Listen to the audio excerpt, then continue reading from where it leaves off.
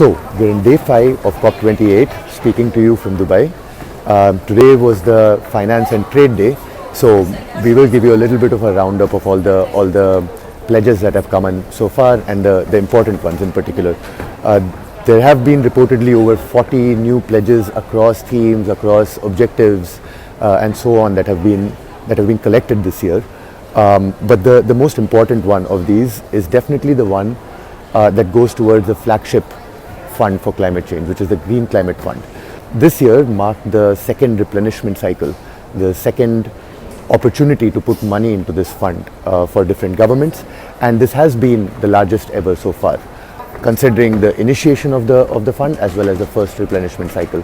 And the total amounts to about $12.8 billion. While this might seem like a lot of money, it's merely a drop in the ocean when it comes to the requirements of climate finance. The various studies, various assessments that have been done on the needs for climate finance, the estimate comes up to about close to $6 trillion just for developing countries' commitments by 2030. Other assessments also peg this figure at around 2.4 to $3 trillion per year for the needs of developing countries in addressing climate change. Although this is better than previous cycles, it is nowhere near what would be required. Other than the financial pledges, which one must note does not automatically mean that the money is in the bank. It just signals an intent of a government or of an entity to provide that money.